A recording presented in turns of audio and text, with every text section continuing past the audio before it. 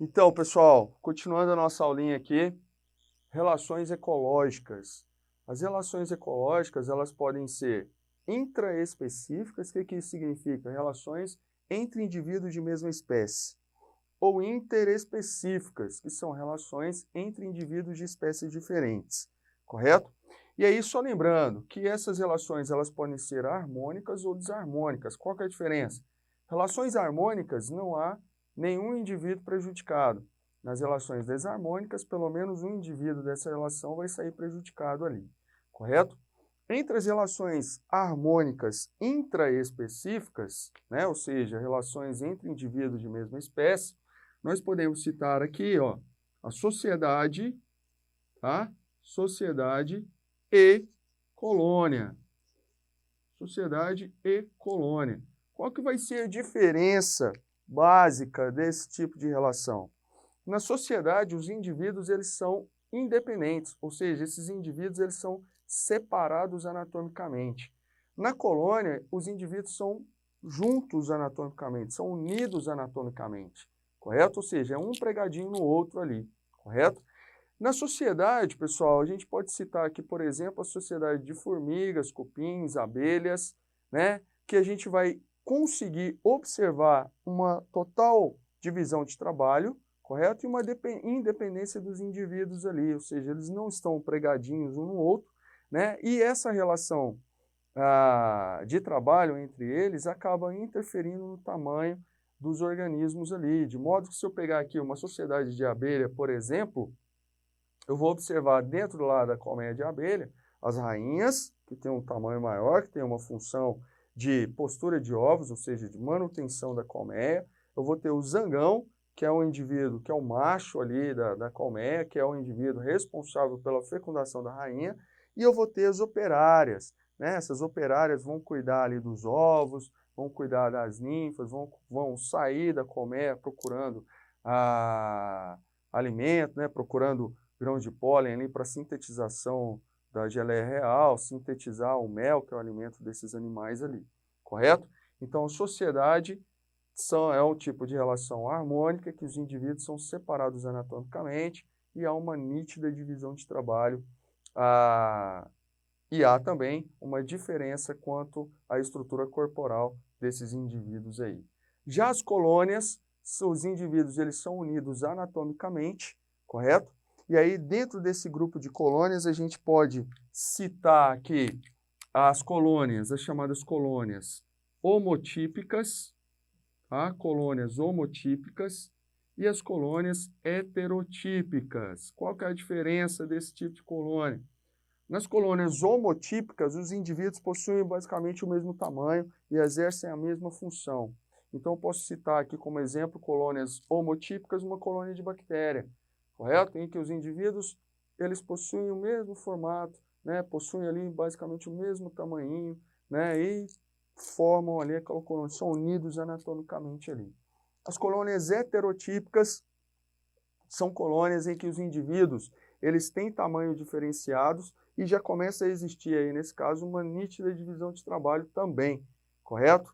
Como exemplo, posso citar aqui as caravelas portuguesas. Caravela portuguesa é um quinidário, né, uma colônia onde eu vou ter alguns indivíduos que vão formar uma bolsa de gás, eu vou ter alguns indivíduos maiores que vão ser responsáveis ali pela alimentação da colônia e eu vou ter alguns outros indivíduos relacionados à defesa da colônia, ou seja, que vão liberar substâncias para poder defender a colônia ali, correto? Então eu tenho aqui relações harmônicas, sociedade intraespecífica, sociedade e colônia. E eu posso citar aqui como relações desarmônicas intraespecíficas, competição intraespecífica e canibalismo. Canibalismo.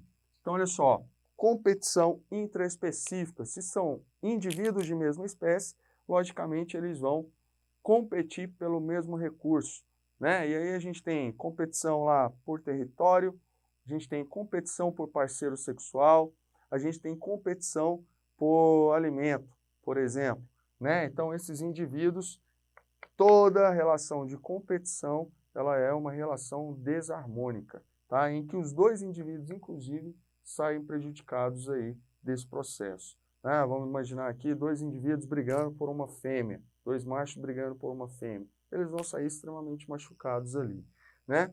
E canibalismo, pessoal, é o processo de um indivíduo consumir outro indivíduo da mesma espécie, né? O caso mais exemplificado aí é o caso lá daquela aranha chamada viúva negra. Por que ela é chamada de viúva negra? Porque ela consome, ela come o macho no momento da cópula ali, correto?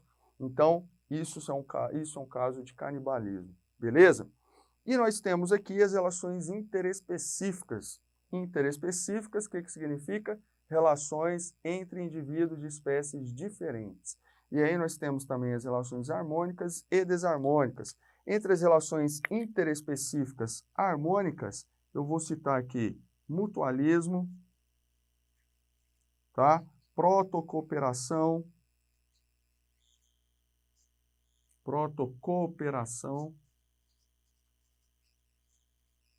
eu vou citar comensalismo,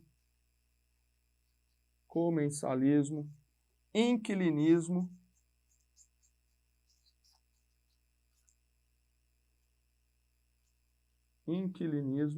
correto? Então, olha só, o que seriam essas relações? Mutualismo é uma relação obrigatória, tá? Uma relação que os indivíduos, no processo adaptativo das espécies, elas conseguem viver em conjunto. E se a gente separar esses indivíduos aí, eles vão morrer, correto? Um exemplo claro que eu posso citar para vocês aqui nesse momento é o chamado líquen. O que seria um líquen? Líquen é uma associação entre algas, geralmente cianofícias, e fungos, correto? Então, eu tenho uma associação entre algas e fungos, em que a alga ela vai fornecer matéria orgânica para o fungo e, em contrapartida, o fungo ele protege a alga e mantém a umidade para que ela realize fotossíntese e produza matéria orgânica. Então, uma relação mutualística, uma relação de interdependência total aí entre os indivíduos. Um outro exemplo que eu posso citar são as bactérias presentes lá no estômago dos ruminantes, né? Essas bactérias são extremamente importantes, por quê? Porque elas vão digerir celulose que está presente nas células, na parede celular dos vegetais ali de um modo geral, correto? Então esses animais, ao consumirem esse vegetal, as bactérias presentes ali no seu estômago vão degradar, vão digerir a celulose e esse animal ele vai poder retirar a energia desse carboidrato ali, correto? Uma relação de protocooperação, ela é também chamada de relação mutualística não obrigatória. Por quê? Na protocooperação, os indivíduos eles conseguem viver separados, correto? É um cooperando para a sobrevivência do outro, mas eles podem conseguir viver separados, né? Um exemplo de protocooperação aí, por exemplo, é uma ave carrapateira, né? Uma ave que vai se alimentar do carrapato que está no gado ali, por exemplo. Perceba, são animais que são separados, conseguem viver longe um do outro, mas que ambos se ajudam. O que vai acontecer? A ave ela vai consumir os ectoparasitas ali do gado, livrando o gado daquele parasita, né, que poderia provocar ali uma doença, provocar até mesmo sua morte ao longo do tempo, e, em contrapartida, a ave está tendo o quê? O alimento, então ela vai conseguir sobreviver ali no ambiente. Então, protocooperação é uma relação não obrigatória. Comensalismo, pessoal, é um tipo de relação em que um indivíduo ele sai beneficiado e para o outro indivíduo tanto faz. Ou seja, ele não sai prejudicado e nem beneficiado, né? Um comensal são aqueles indivíduos que vão se aproveitar de restos alimentares deixados por outros indivíduos. Por exemplo, se eu pegar aqui como exemplo a hiena e o leão, né? O leão vai lá, caça a zebra, por exemplo, come a zebra e deixa a carcaça, deixa o restante da carcaça ali no chão. A hiena vem e consome aquela carcaça. A hiena gastou energia caçando o animal? Não. Ela está se aproveitando do resto alimentar deixado por outro animal, correto? Então, comensalismo são esses indivíduos que se aproveitam de restos alimentares deixados por outros indivíduos. Inquilinismo, pessoal, é uma relação harmônica em que um indivíduo vai usar o corpo do outro indivíduo, seja para poder se proteger, né, seja como suporte ali também, né? Então, por exemplo, eu tenho um peixinho Fieraster, que é um peixe fininho e tal, extremamente suscetível à predação, e ele vai se colocar no interior do corpo de um pepino do mar, que é um equinodérmico, possui um corpinho rechonchudo ali, e ele vai habitar o interior desse pepino do mar ali. Vai prejudicar o pepino do mar? De forma nenhuma, né? E em contrapartida, o peixe ele se protege de um possível predador ali, correto? Então eu tenho essas relações aí harmônicas. E eu posso citar como relações desarmônicas as relações de predatismo, parasitismo,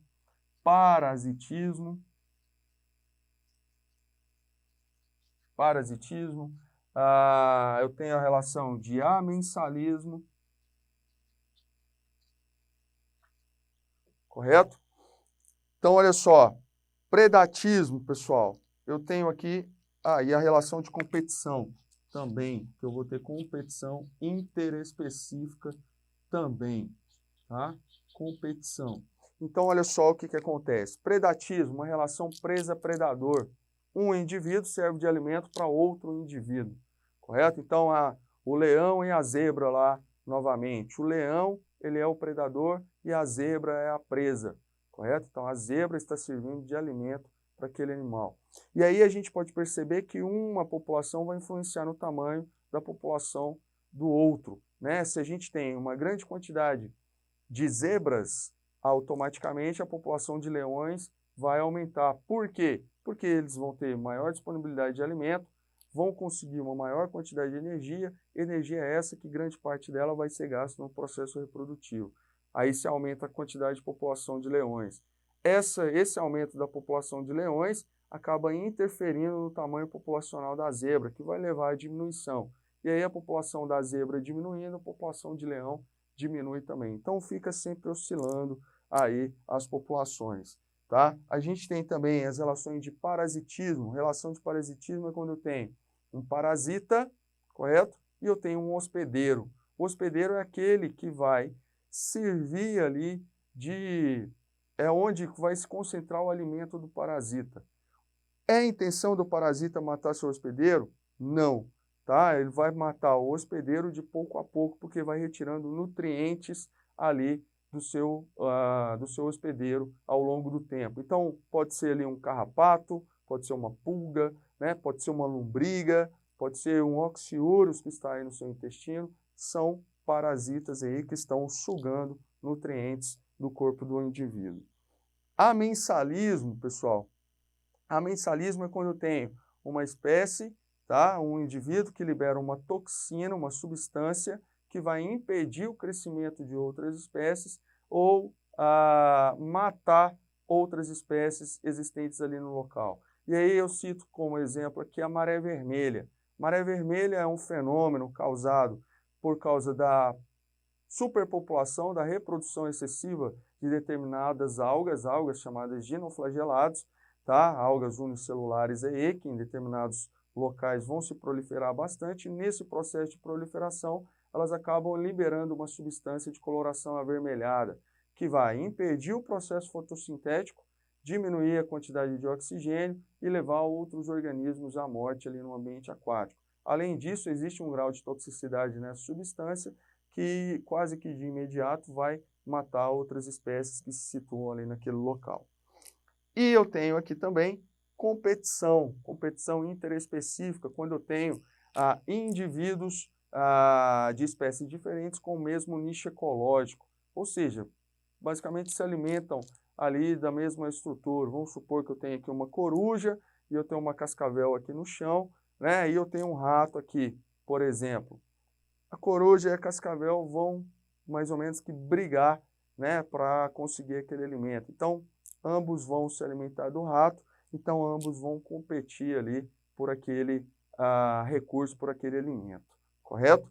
Existe competição por território, competição por luz, competição por nutrientes, e isso vai acontecer entre espécies diferentes aí também, beleza? E aí, pessoal, mais um assunto a ser tratado aqui é o de sucessão ecológica. O que seria uma sucessão ecológica? É uma sequência de eventos que acontece em um determinado ambiente para que ocorra ali o estabelecimento de uma comunidade, clímax. E aí, olha só o que acontece. Existem dois tipos de sucessão ecológica. Uma sucessão primária e uma sucessão secundária. Qual que é a diferença? A sucessão primária, pessoal, é um tipo de sucessão que ocorre, ou seja, uma sequência de eventos que ocorrem em um local que não existia vida, né? De repente, uma rocha nua ali, uma rocha que acaba de ser formada, né? Começa a surgir vida nesse ambiente, alguns seres vivos ali, correto? Esses seres vivos começam a modificar o ambiente, o que chama a atenção de outros seres vivos ali mais complexos. Então, aumenta o grau de complexidade do local. Tanto a sucessão ecológica primária quanto a secundária vai levar ali vai ter a mesma sequência de evento, que vai ser chamada de ecese, de sere e clímax. O que seria essa ecese? É a chegada de organismos pioneiros. Olha só, pessoal, uma sucessão primária aqui, um local que nunca existiu vida anteriormente, uma rocha nua, começa a chegar nesse local líquens. Né? Líquens a gente já viu aqui, que é uma relação mutualística entre algas e fungos. Então, começa a chegar líquens. Esses líquens são os organismos pioneiros, são organismos mais simples que começam a habitar o ambiente. Então, esses organismos pioneiros, essa etapa a gente chama de ecese. Os líquens, eles vão começar a modificar o ambiente, né? Alguns, eles têm um ciclo de vida muito curto, eles vão morrer rapidamente e vão começar a entrar em decomposição. E, além disso, os líquens, eles vão liberar uma substância ácida na rocha que promove a decomposição da rocha ali, né? A desagregação de moléculas da rocha, que vão auxiliar na formação do solo. Posteriormente, começa a chegar indivíduos um pouco mais complexos, né? Que seria ali algumas briófitas, algumas angiospermas, algumas gramíneas ali, que começa a chamar a atenção de animais presentes ali naquele local. Então, esses indivíduos que já são um pouco mais complexos, formam essa segunda etapa aqui, que é a sere. Essa etapa, então, é caracterizada pela chegada de organismos intermediários, correto? Organismos um pouquinho mais complexos do que esses organismos pioneiros. E que vai preparar ainda mais o ambiente e que vai chamar a atenção de outros indivíduos ainda mais complexos. E aí a gente tem aqui o estabelecimento da comunidade clímax, onde tudo que está sendo produzido vai ser consumido ali naquele local. Então eu posso falar aqui, por exemplo, que a floresta amazônica é uma grande comunidade clímax, correto? Então, sucessão primária em locais que nunca ocorreu vida. Sucessão secundária ocorre em locais que já existiu vida, mas que por alguma eventualidade essa vida foi dizimada. Pode ter sido uma queimada, pode ter sido um terremoto, alguma ventania, alguma catástrofe pode ter acontecido que dizimou a vida daquele local e que posteriormente a vida retorna aí a esse ambiente, né? E aí vai passar pelo mesmo processo, ecese, sere e clímax. No caso de uma sucessão secundária, vamos pegar aqui, por exemplo, um lote vago, por exemplo, né? Poderia ser uma gramínea, que posteriormente chegam ali semente de arbustos, né? Trazidos por aves, ou trazidos por vento, né? Ou trazidos pela água, enfim. De qualquer forma, algumas estruturas podem chegar nesse ambiente aí. Beleza? Valeu, pessoal!